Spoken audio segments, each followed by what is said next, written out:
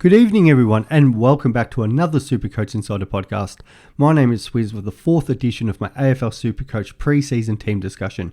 It's now post round 0, 4 games in the bag for 2024, some big results happening over that weekend. And before I jump into that and the changes I've had to make with my team, as always, check us out with all our social media platforms, in particular YouTube, Spotify. Get in contact with us via Twitter, Supercoach Insider 100 or Swiz26 for me directly.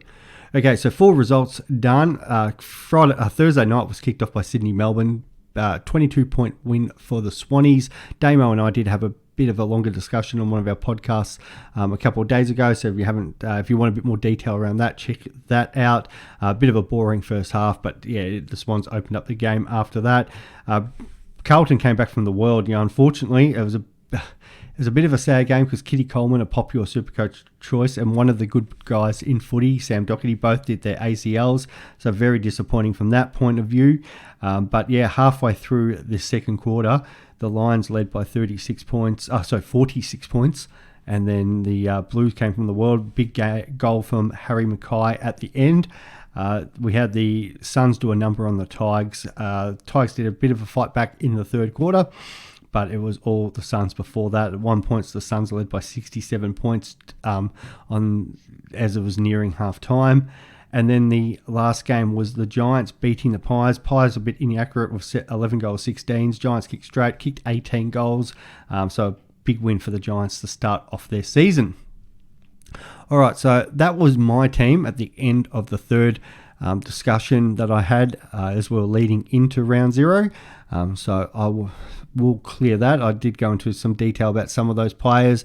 I haven't tried to make too many wholesale changes, but there have been some players that have come into my side. Other players that I haven't wanted to move out, but just more because I was waiting to see what would exactly happen in round 0. So I've had to make a couple alterations in regards to my team. Okay, so first one, no surprise, nothing's changed here. Nick Dacos, just get him in. You'll see their percentage 70%, just get to 100%, guys. It's one of those things where I think if you really want to take him on, you can and hope that he gets a tag. But, I only had to look at the other night, 34 touches, 4 tackles, kicked a goal. He was everywhere as always. I feel like there's more hurt not having him than there is. The average of 116 last year. We know there was that injury-affected game late in the season. But, yeah, it's not even a question of how you're going to get him in. It's more what's the potential points you could lose from anyone else. And the fact that he is highly owned, I've heard a few people I might still take him on and hope he gets a tag one game. And if it does, and for whatever reason he only averages the same as somebody 50 to 100k cheaper during that time, it might pay off. But at the same time, you're still going to have to use that trade to get him in. So unless potentially you're still looking at what I was early in the preseason, maybe a Jaden Short just because the buys line up. But then you're really hoping Shorty can match Dacos. And potentially it could happen. Like Short had a good game the other day as well. But there is a bit of risk involved just because how well Dacos is playing. All right, don't need to say much more about that. Second person is Houston. He's one that has rolled a little bit in and out of my side. I have been considering Jaden Short. It is a really tough one. Like Short did go 130 the other day against the Suns. He's done nothing wrong preseason. I still don't think he's played that well through his preseason matches. So I can definitely see why some people are wanting to go there. Houston, at the moment, his ownership is 10%, where Shorts is only actually 3%. So maybe some people are really worried about the buy. The interesting one is Sheasel is still at 43%. So if I was debating between Sheasel and Short, even with the fact that Shorty's got the buy, I'd lean towards Jaden Short. Just a little bit about Sheasel's potential role there. We know how much of a gun he is. I think Sheasel's still going to average really well, but Short just as bad as Richmond looked on the weekend. Like he had the 23 touches, but I still think he could have impacted the game better. I think he really hasn't had the blinder, and the fact that he's scoring that, he's going to see plenty of the ball. Took plenty of kickouts, and that's quite fascinating because the fact that Voston did play. So Voston, still scored 118 points, just showed how much of the ball did stay in that Richmond backline. I think definitely somebody which I've got no problems if people want to consider it, and I'm still potentially considering, just because also the price difference there. We're talking 42k, and that 42k can have a bit of a effect on what I want to do with the rest of my team. But in saying that, Houston's done nothing wrong. We've talked about that draw for Port Adelaide starting off the season. It is a bit hard to get away from the fact that they do play so many games at Adelaide. And we know, when I talked in the last podcast, what Houston did there. So, and kicking off with West Coast first game. So, the Eagles, they just give up so many points. It doesn't really matter if it's backs or mids. Like, Houston will get up the ground. If not playing 40 metres behind the ball, he'll get up on the wing. And then that second week playing the Tigers, and we just saw what the halfbacks even did to Richmond. In such a dominant performance from the Suns. Like, you had your back pocket Buderick go 94. Sexton did probably turn the ball over a little bit early, but still got 73. But Powell with a massive 123, and that's the role Houston plays. So it's a really good start for Port Adelaide, and it's really hard to kind of ignore them early. So I do want a couple of Port players because I think they'll win more than their fair share to kick off the season. The back line, still not a lot of change in here because Hayden Young is still there. Guy playing midfield for Fremantle. We saw it all through the preseason. We saw what he did at the end of the season last year when he moved in there. Absolutely tackling machine. He's going to get between 20 and 40 points just through tackles. If he can continue to get forward like he did in that Pracky match, kicked a couple goals. And he's owned by 41%. So that's where it's interesting that maybe half the competition's on Sheasel and the other half are on Young. I slightly prefer Young at the moment. In a long term, or if you're in a keeper league or anything like that, we know Sheasel is just a lock. He's going to be a superstar. Just the worry is for the Kangas. You got Sheasel, McDonald, Fisher's now back in there. And McKercher is going to play some time down back. They've got a lot of options that they can rotate, and just a couple of the injuries now that Simpkins are obviously going to miss at least probably a game or two. They've had a couple of concerns north around that forward half. So do they throw Sheasel in there? As good as he is back, they might look long-term future and try to get him in around the ball or around the forward line just to continue to develop him. So just a couple little concerns, but again, I still don't mind the Sheasel pick. I can see why people are going it. But at the moment, Young is one of those guys like Dacos locked in my side. That isn't changing. The next one has changed, and I am having a real debate about this next section of my team. So I had Wanganeen Malira in there. I just wrote about him in my latest article for the Herald Sun. A big fan of him. I think he's going to get a lot of ball. We know Sinclair is going to miss at least the first week. Webster's missing 7. So, it's his backline now. He's going to continue to develop. He kicks the ball plenty. So he's one that I have thought about a bit. I've also did think about Elliot Yeo, but I just can't bring myself to go there as much as that 30k again. Can do wonders. Like if we're talking Houston down to short, which is 40k, and Wanganeen Malira down to Yo, which is 30, 70k can make a big difference into the team.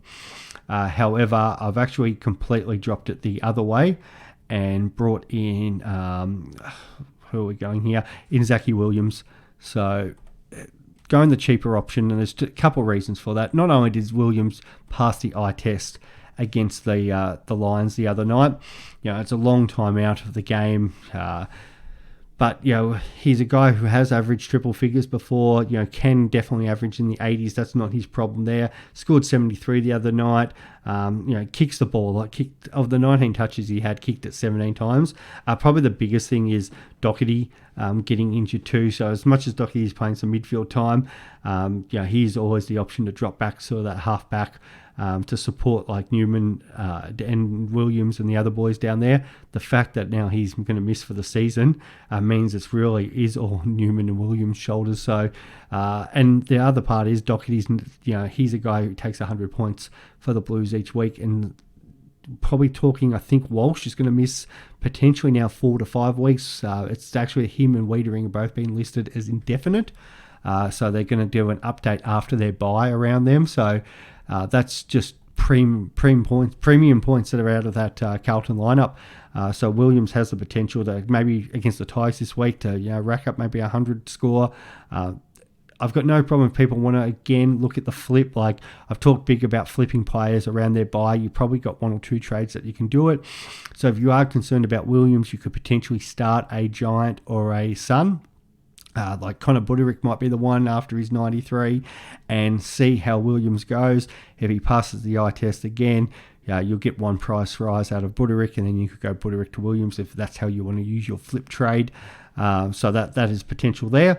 I'm also happy to go a little bit more thinner now in the defence, just because there are some more rookies that have now put their hand up. Originally, I was kind of a bit worried about how deep we could go with these backline rookies, but a little bit more confidence in it. I still would prefer to move Williams to a D5. I think that's the safer option, but where we've gone from having no backline rookies to a few. And so the ones I've got in at the moment is Gipkus, Howes, Reid, and Caulfield. I'll put all them in a moment. There's a couple others that are there who could potentially put their hand up for us, which includes Oscar McDonald moving over to Fremantle, and Charlie Dean had a pretty solid game as well. So if we go Gipkus and Reid, so Gipkus is in 51, 44 for Reid. Caulfield's in 55%. Still a little bit worried about Caulfield's job security, and he's one I can sort of change around depending on what I want to do sort of with the forward line. I think Buku Khamis has probably got slightly better job security than him in the forward line, and that's where I don't mind the idea of going the D5, and that would be probably that Wanganeen Balira still at D4, which pushes Williams back to D5. But, if all these rookies are lining up, and if it's not Caulfield, I could definitely just go Charlie Dean. And the other one I've got to put in there is Howes from the Melbourne Football Club. He's currently in 4%. That's got to completely change soon enough. Maybe people just haven't updated their teams. So talking about them, there's nothing more to really add about Caulfield or Reid because they didn't play this week. Reid will obviously be there because of Ridley. So the ones I'm potentially looking at, Charlie Dean on the side, 123k, finally made his debut. I think he's been on the list for 3 years. The 9 touches, 3 marks, but got a solid 55. Looked pretty comfortable down there, so he'll be better for the run as well. Probably you always worry a little bit about rookies' job security when they're playing for a team like Collingwood, and they still got, plenty of players to come back. They do bat pretty deep. Jeremy Howard didn't play on the weekend, so there is something to consider there. But at the same time, he didn't do anything too wrong. Gipkus, he only had the 9 touches, but 2 of his marks were intercept, and not of those 9 touches, 8 of them were contested possessions. So 39 DT, 76 Supercoach. Still didn't actually think he played that well. I think it'll be a real yo-yo with Gipkus. He's probably going to go 40s and 50s. There'll be a game there where he'll take a couple more intercept marks and probably score us 100. You probably want him more on the bench if possible, and that's what I was saying about trying maybe putting that extra defender in, pushing him to the side, and that might be the last decision I'm battling with between my forward line and my defence. But he was sold enough, and I think he should be probably again picked in most teams unless you're really trying to save some cash there. And the last one is Howes. What a debut from him. 17 touches, 7 marks, 91 Supercoach, and is helped now by not only Laurie getting subbed out, but unfortunately Bowie's gone down with that I think shoulder injury, so it just opens up more security for him in the back line. I'm not expecting 91 every week, but you couldn't be happier for a debut from a rookie. So I think we've been caught out with this before, where sometimes we try to trade in a rookie who's had a big score in the first round, and then they go bust after that. At least this is not costing us a trade. But I think we've got a little bit of confidence there, just the way he played up, and because Melbourne's got the injury. So that is the back line with so potentially one trade still, and that would be Caulfield out, and I try to fit back Wanganeen Malira if need be. All right, I move on to the midfield. Nothing's changed with regards to M1. It's Bont, and for good reason. The guy's a superstar. He's a captain option. I only had to see what he did against the Hawks the other day. So, he's still in. Jordan Dawson has not changed for me. still in 17% of teams. I did have Libba the other day also in there in that mix, but Libba's the one that has been squeezed out. Could potentially go Libba still over Dawson. I think it's a much of a muchness in price. It's 1,000 difference. Dawson is much more owned. Libba has looked fantastic in the preseason. I'm so hot on Dawson, just because I don't think he's the one that moves out too much, or if he does, it's back to that quarterback role that we keep talking about in the back line. So as the captain, he's going to lead this team. Big expectations on by the South Australia media and Adelaide supporters about Adelaide this year, so think they can push into the 8, and if they're going to do it, they're going to be led by Dawson. Played 23 games last year. I'd expect the same sort of durability out of him too, so it's hard to kind of ignore having him there, and he can go be a captain option some weeks if need be. He's got the ceiling, so Dawson keeps his job. Well, at least he's spot in my team. The next one is, so Libba's gone out for this guy. Now we're talking about how many of these buy players you can pick. I feel like you can have one of the big premiums each week, outside excluding the ruck line, and that's Tom Green has come back into my side with Libba dropping out. He was so good against the Pies again the other night. He just gets 30 touches for fun. Kicked a goal, 6 tackles, 132 Supercoach. Always the worry about him is what's his differentiality between the AF scores and the Supercoach scores. Used the ball really well the other night. He's going to be in those centre bounces. The big thing is they've got North Melbourne and West Coast coming up as well. So there's potential that they put a bit of a tag on him. But I'm sort of still thinking he's still going to be good enough to rack it up, and they'll probably put more attention into Canelio and Kelly. 28% of teams now. I think a few people might have dropped off Goulden after the conditions didn't suit him the other night. But it's funny, Goulden's still there as 40%, which is unreal. If I was still more hot on Green between the two, and nothing's changed there. Yes, he's got the early buy, but it's just such a great fixture. And it's either then you're going to hold him through that, which is fine because he deserves to be a keeper, or there's still that option to potentially flip. As I said, one trade, maybe two for that option, and it's because Dunkley and Neil. Dunkley didn't play his best game, but both of them, we get a second look at them against the Dockers. They get a bye, and you've got the potential to go that GWS player to a Brisbane player if need be, if that's how you want to roll this season. So, I'd be locking in Big Tom with a lot of confidence. I talked about Port Adelaide before and their fixture. So, in comes Ollie Wines is into D4.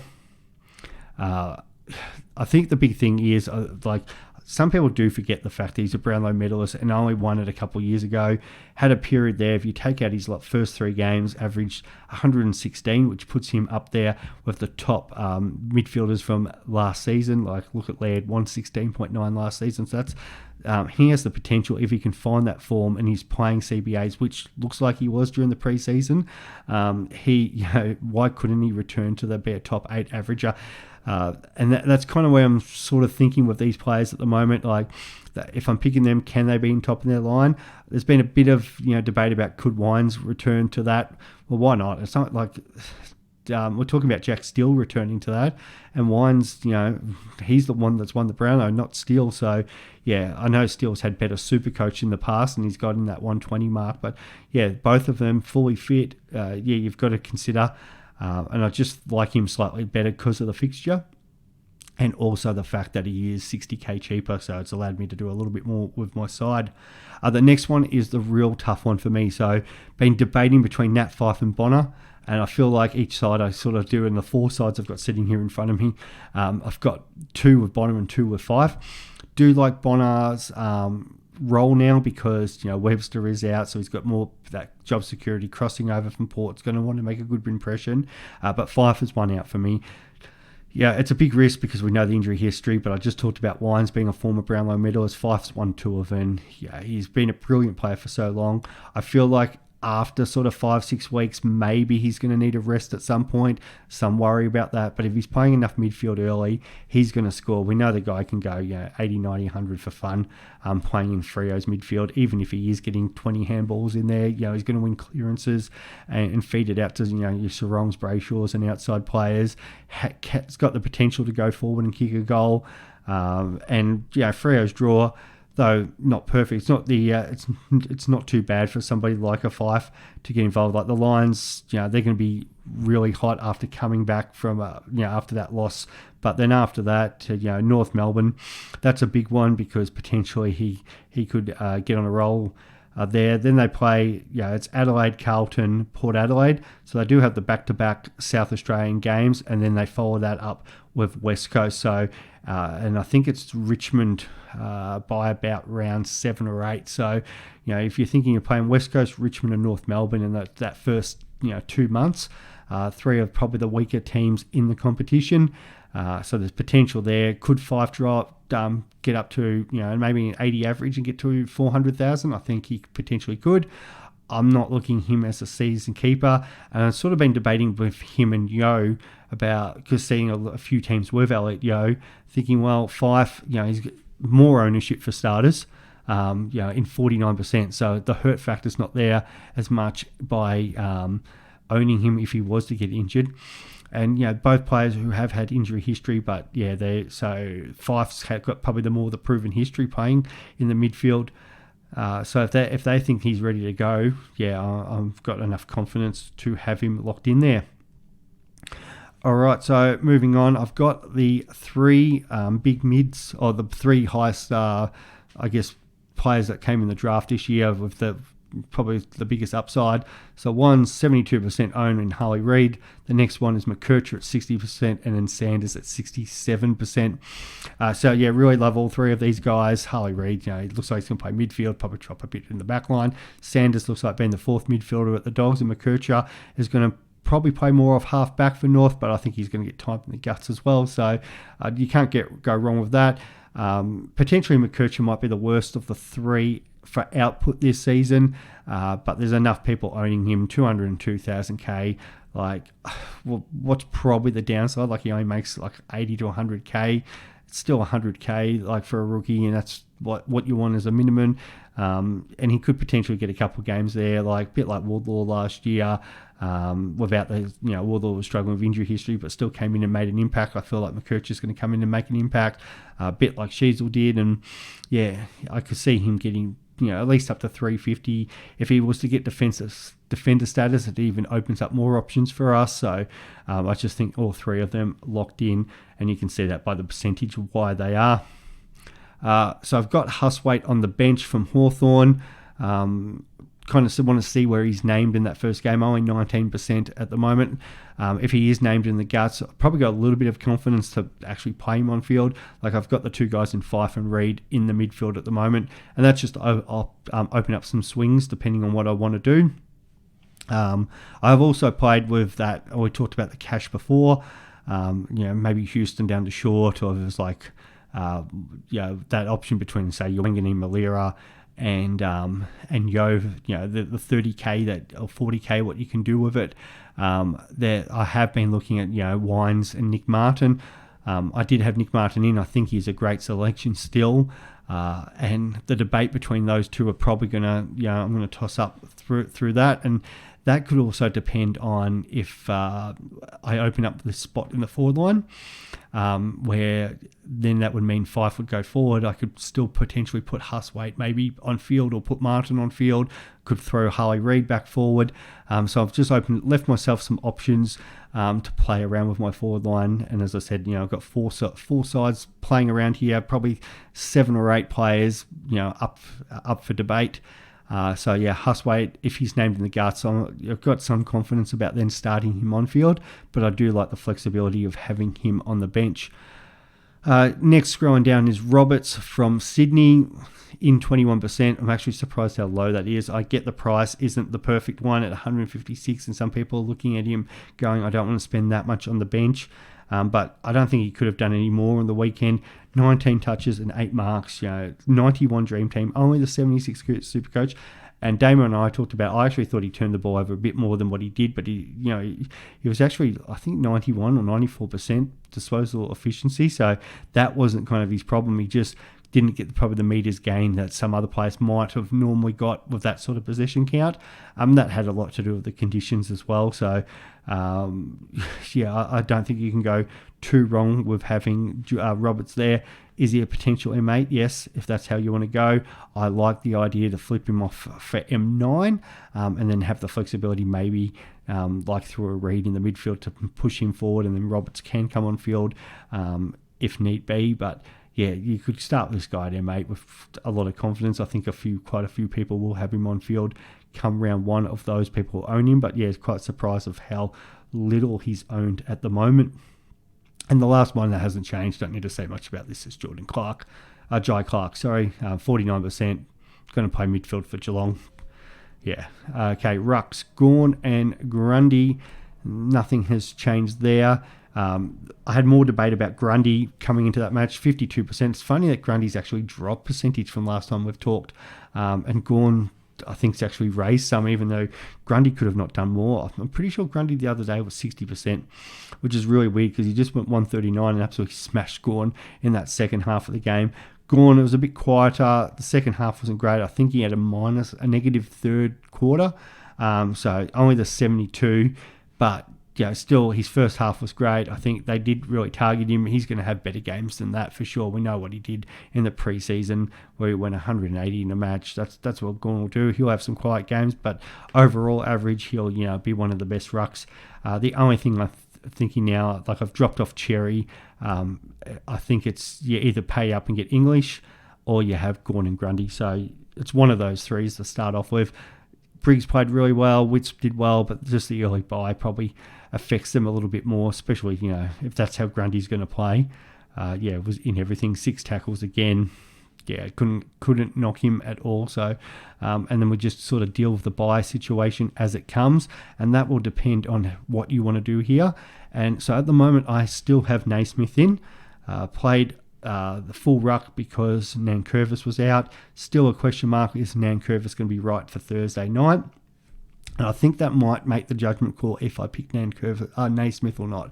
Naismith, 93 Supercoach, 25 hit-outs. Probably didn't get the ball around the ground as much as we want. The big advantage for him the other day, he did get the 4 free kicks for. He's probably not going to get that all the time, but there's this new ruck rule that teams and ruckmen are going to be adjusting to. They couldn't do anything better for our teams to select him for 123k. Just depends on Nankervis. If Nankervis is back this week, I might even drop it back to Livingston just to open up that loophole, because then it means Naismith might not be getting much game time going forward, and I'm not going to be able to cover Gawn and Grundy during those buys. If Naismith does play as sole ruck again, there's potential he might get another 70 to 90 points, and even if Nate comes back after that, there may be, while Lynch is still out, they could potentially play 2 rucks. I find it unlikely, but they could. But then also Nankervis at some point may miss, and then we'll get that cash boost at some point from Naismith. I'm not as confident if it's only one game, because then we're waiting for a couple games for Naismith to come back, and we know Nankervis being Richmond's captain, they're going to bring him back when available. But yeah, if he gets 2 games under the belt, then I'm more likely to carry him. And then Naismith, when he gets dropped, just becomes that loophole option during the rounds where we don't have these best 18 buys. That it will depend on how the season pans out. We don't know at the start of the year, and it depends on when we need to potentially cash him in.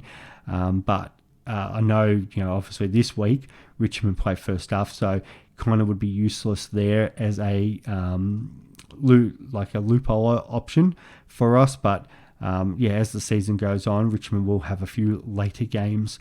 So I think it's like a Port Adelaide, Sydney, St Kilda, West Coast. So there's 4 games in a row there where they play on the Sunday, and then a little bit later on they've got Fremantle, The Dreamtime's a Saturday night match. So, yeah, there's probably 6 or 7 games where Richmond are playing after some of the better VC options. So if Naismith isn't playing, he can still be a loophole option for you. Livingston is the best loophole option. I still don't know why 20% have Marley. If you're going to choose between one of the two, it's like Livingston there or Naismith.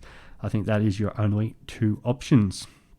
All right, forward line is the thing that has changed massively over this week. So last time we talked, I put in Luke Jackson because he does have the pretty well R1 to himself at Fremantle. Sean Darcy being out injured. We don't know. They've come out and said best case scenario would be 3 to 5 weeks or 3 to 5 games. So, we would hope that it's, except for, for Sean Darcy's sake, that he potentially doesn't come back for 6 weeks. So this week he's got Big O, then he'll play Cherry, and then it would be probably Riley O'Brien. If Darcy was to come back, then he comes back as a forward against Carlton. The thing is, rounds 4 and 5 for Fremantle are both in Adelaide, so they might not want to take Shrek on the road. And round 5 matchup is big because he's playing against Soldo. And then the round 6 match, they might set Darcy for that because they're playing the Derby, but there's a part of it where they might go, well, it's not worth risking because they should probably beat West Coast anyway. And then Jackson will be up against, Matty Flynn is out, so it'll be probably Bailey Williams. And then probably they'll want Darcy back for the big game against English and the Bulldogs after that. So I think there's I would predict, say, 6 weeks there. We might get Jackson. And we know the average from last year, 118 when he didn't play, when Darcy didn't play, compared to that 88 when he did. So I still think there's a bit of meat on the bone. And if he was to be the first 6 weeks, and even if Darcy was to come back slightly early, if you do have Livingston in at that R3 position, you can swing Jackson full into the rucks, cover Gawn and Grundy those weeks. Does give you that option, and then he comes on the field, helps your best 18 scenario during round 5 and 6. Okay, moving also on the forward line, another big change. And yes, I know this guy is one of the biggest traps in, but he played midfield the other night.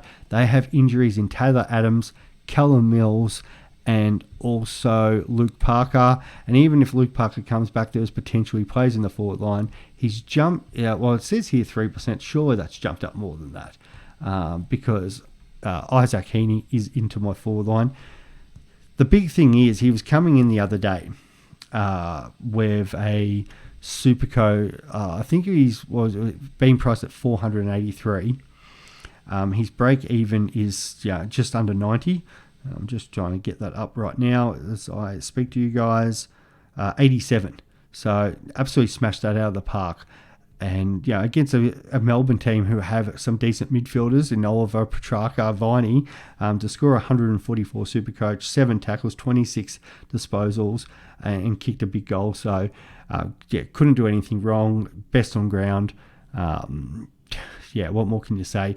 I think the problem is, I know a few people said he has started really well in the past, and he also usually has a poor game after having a big 140, and they do play the Pies away this week, so they are all valid things to consider. The Giants midfield did play pretty well against the Collingwood midfield the other day, so there's no reason why Heaney still couldn't get close to that 100 mark, if not triple figures, against the Pies. But it's then what happens after that.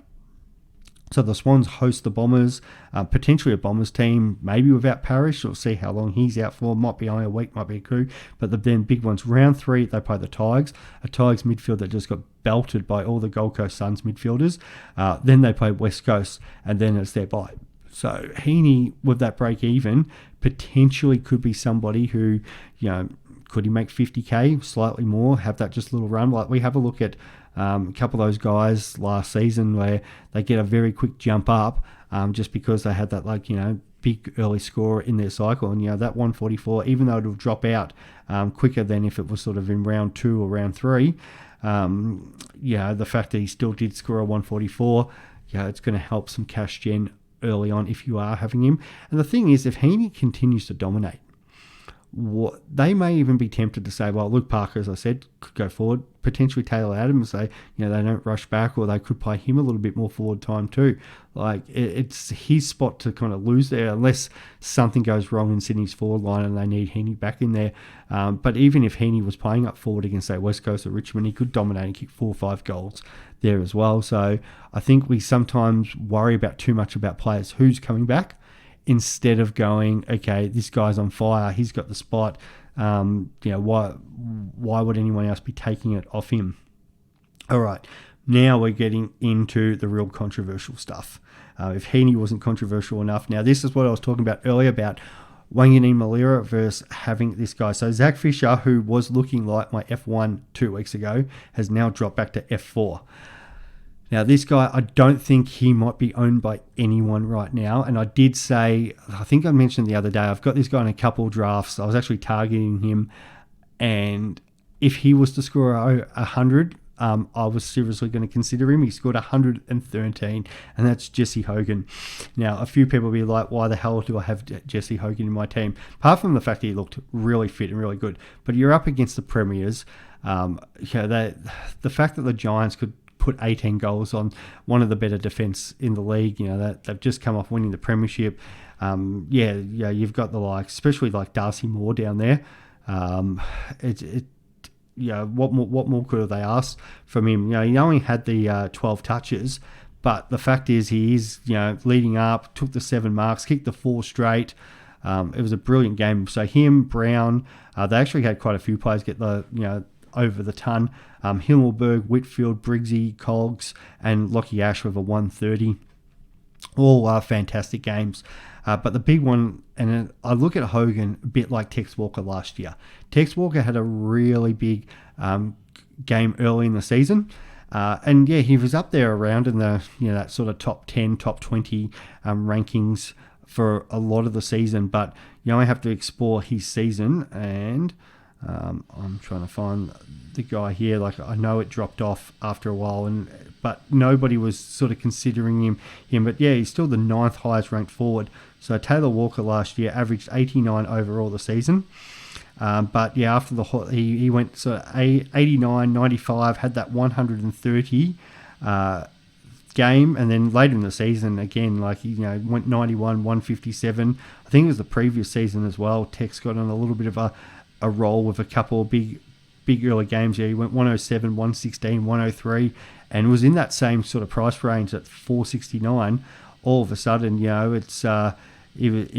put 30, 40k on, and people were trying to trade him in. And then a bit later on, he got the 150, went up to 520.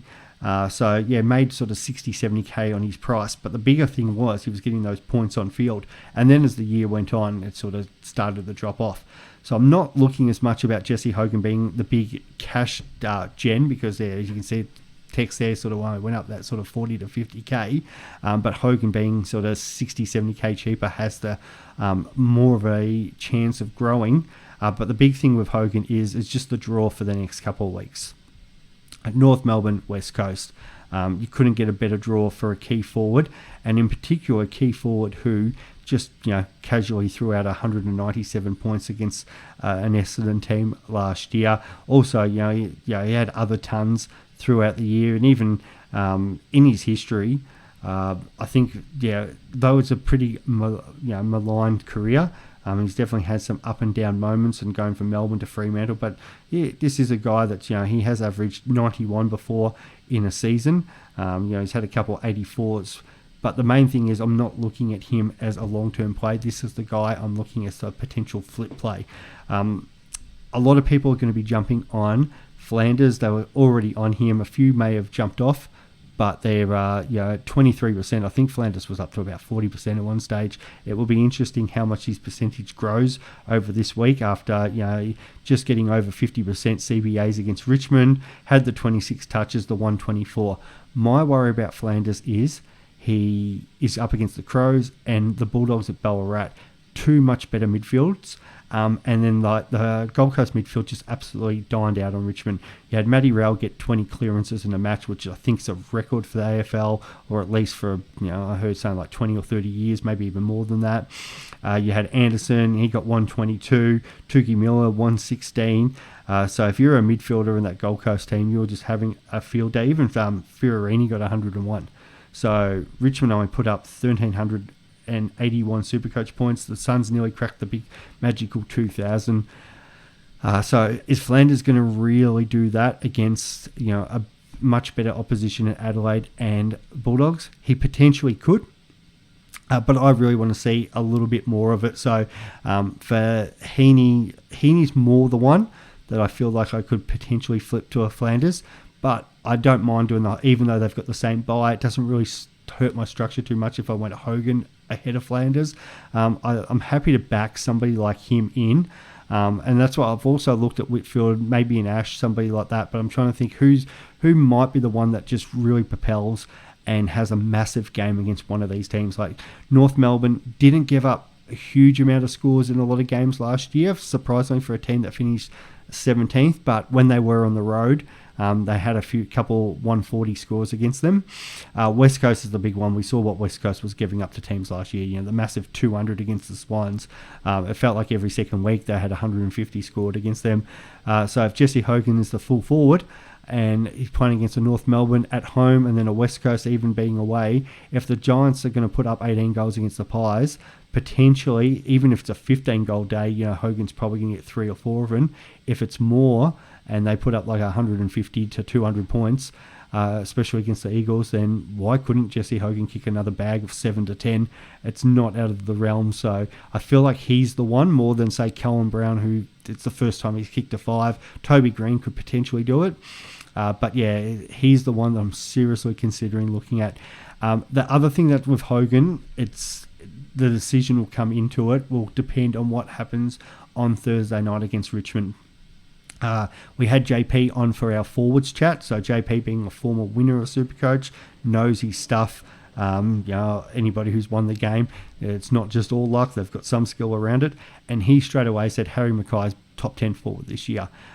He did get that boost because he did kick that big winner at the end against the Lions, but still looked so much better, looked fitter, getting up the ground, was being used as a second ruck. There's clearly going with TDK, with getting helped out by Harry Mackay in there. He only won the one hit out, but the fact that they had him up the ground, which allowed him to get up the ground a little bit more and take marks, kick the 3 goals. It wasn't like he kicked a massive bag, but still managed 130 Supercoach points. So it'd be interesting to see how Mackay continues. Mackay has Richmond this week. So he's probably going to have either Young or Gipkus on him. If he comes out and scores another like 100, maybe even a 120, 130, you're going to have to seriously look at Harry Mackay just because of how bad the forwards, well, I shouldn't say bad the forwards are, but how like the average, if you get a forward who might average 100 this year, they're going to clearly be F1. Like going into the season, McRae's 99.9 and he was like listed at F1. So a forward who might go 92, 93 might be up there in that top 6 range, and Harry Mackay has the potential to do that. The fact that Hogan has his bye in round 3, Mackay has his bye in round 2, so I get a free look at Mackay if I go this way. And if Mackay was to go 100 plus against the Tigers, he's going to make enough cash. Potentially that flip trade would be Hogan, get a free look, get to have him for North Melbourne and then North Melbourne and West Coast, and then trade him to Mackay. And Mackay's first game after his bye, they play North Melbourne. So not only am I getting Hogan getting against North Melbourne, I get a double. It's like a double game against North Melbourne with a key forward who potentially can kick a bag. And then Carlton after that do play Fremantle. So there's potential where it could be 4 weeks of just hoping a key forward does pretty well like Tex has been doing. Charlie Curnow last year, kick bags of 10 against West Coast. So why couldn't McKay or Hogan get hold of 3 or 4? So seriously considering that. If I don't go that way, then it's going to be that defender I was talking about, and it'll be Wanganeen Malira. So Wanganeen Malira goes back into D4, and then I just put Harley Reid forward, or I just bring in Buku instead of Caulfield. So that's kind of, it does depend on sort of how teams are being named. But I have said from the start, I really would like a Giants player. I like the Giants more than I do like the Gold Coast Suns at the moment. I think we're going to get caught up in a bit of the Gold Coast Suns hype. We need to see more of it against sort of better teams, because Richmond are earmarked for bottom 4, and nothing sort of changed what I saw about it the other day. All right, Zach Fisher is the next guy. He's playing defence in that North team. We've talked about Aaron Hall, Zeeble not being there anymore. This guy could potentially be the F1 this season. It's just that because things have happened over this weekend where, there might be more competition. He's just got to stay fit. Really, that's the only thing for Fisher, because he's going to dine out in that North Melbourne backline. James Jordan comes in next at F5. I've seen a few people drop off him, which is a little bit surprising because he started a bit slow, but I thought when he got around that ball in the second half, it really did help the Swans. Had the 7 tackles, which is what you want to see. I don't think he did a lot wrong. 81 Supercoach. That's kind of what I'm expecting from Jordan. 80s. Let's not get carried away. I think everyone's like, I need this guy to average 100. He's 275 for a reason. If he makes his 125k for us, gets up to 400, it's a great stepping stone to, maybe it's a forward or somebody who's starting to drop back a little bit.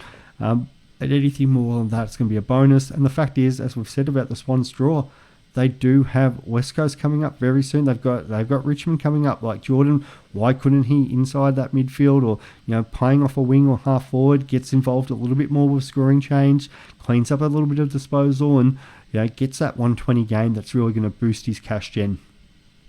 And then finally, in the forward line on field is Alex Sexton. 48% of teams. Did turn over the ball a little bit on the weekend. I think, again, carried away a little bit at the preseason because of how well he went in that match, but still had 21 touches, 8 marks, 73 in a game where realistically the ball only went into Richmond's defence in the third quarter. So it wasn't the easiest one, and he still had Powell, Ballard and Sexton dine out on it. 73 for a guy that's at 133k. If he averaged 73 for the year, we'd be happy. And he's got potential to even go a lot higher than that. Just got to be in our sides, guys. I wrote about it the other day as well. And then finally, my 2 on the bench. So Wilson, and the other one is Cadman. So Wilson, no surprise there. He's been smashing the preseason for the Saints. One of the best runners already at the club. The other one that's come in, so I'm still debating between sort of Buku and Cadman here. The reason Cadman comes in, just because it's North Melbourne and West Coast coming up again. I really do want a couple of these Giants. I don't mind holding Cadman after that. I don't need to side swap every player that I have coming up with a buy. As I've said the whole time, I feel like there's room just because of the 40 trades. We can do 1 or 2 of them. And you don't want to be planning around that, doing too many, because there's things that are going to happen in our teams. We're going to get injuries. We're going to, there's going to be rookies that we miss. So I feel like, there's... I'm not open to going exactly this player to this player, but the potential that this player could become any sort of even Hogan, that would have been cool if Kitty Coleman was playing, but maybe now Jared Lyons, for example, he gets another 100. So maybe it is Hogan into a Jared Lyons, for example, and then I make some cash through that. So I want the flexibility to be able to move at least one of these Giants players to a Lions or a Carlton player if one of them is popping off. I've always kept my options open with that. Cadman, he only got the 55 points, kicked a couple of goals, but he was still involved in the game. Pies, tough opponent, and they've got a couple more weaker opponents left, and I feel, as I've been all on about this, if it's not Hogan, maybe it's Brown, maybe it's Cadman, but if they're going to kick 20 goals in one of these games, they're probably all going to get at least sort of 3, maybe more. And it'd be annoying not to be on a rookie if he was to have a big breakout game, which is potential there with Cadman. So the only change there could be, as I said, would be Buku. Karmas, if he is playing in that Bulldogs defence, and for whatever reason, it doesn't look like Cadman's the player to go for, but I wasn't really swayed too much regarding him the other day. A couple other players that I haven't talked about, but I think most of that is pretty well what I've been thinking. Jack Steele and Tuke Miller. Again, I'm not 100% convinced on these Suns. I need to see more from it. Matty Rowell, again, a few people talking about it. Is this going to be the big breakout? Maybe it is, but we get a free kind of look at it. They're not going to jump up in that much of cash that we need to react right now. I don't mind the move of the Swans player to a Gold Coast player, if that's to just give us a bit more data on how they're going against better opposition. We've talked about Nick Martin and Bonner not being in there. And that's pretty well it on the players that I've sort of got floating around. So my list of 80 down to sort of 50, it's pretty well 40 at the moment. So it's these 30 and then probably 10 other players that can easily sort of move around depending on who's named and how I'm feeling about it. A couple I haven't talked about, Windsor and Lazaro. A couple of North people have been saying to me, Lazaro, that his role might not be as safe as a couple of other players around just because they do have quite a few options. So, and there is that risk that what if he could be subbed off, and for a 180 player, that would be awful. Windsor's going to have better games coming up with the G. It was awful conditions for him the other night. 58. I think, potentially he could get in the 60s. But when he's 180k and there's these other rookies there that just seem safer bets, I'm happy to avoid him at the moment. But then I could very easily side swap him in for Huswaite if Huswaite wasn't named in the role and I wanted to keep the same structure. But although I think Windsor is a less of a sub risk at the moment than Lazaro, just the 58's not selling. I think if it was 70 first up, even though the conditions were bad, I think more of us would have more confidence in that. But he's currently sitting at 38% ownership, and Lazaro, I believe, dropped quite a bit, just because, out of sight, out of mind, is down to 15% there. Alrighty, so that is my team as it sets. I'll come on for one more preseason discussion as we hit that round one mark, which is on Thursday night. So I'll also come back with some. I've got a video prepared for your questions and your team reviews. Feel free to hit me up on Twitter. I'll probably release that or record that tomorrow, being Monday. So if you have already. If this is Tuesday and you're already watching, you're probably a bit too late, but feel free to tweet me out at Supercoach Insider or Swiz26, and we'll still try to answer your questions that you've got. A few people have been sending in some really good 50-50 dilemmas, so I will get through that. But all the best as we lead into a massive week for us Supercoaches, and we will talk soon.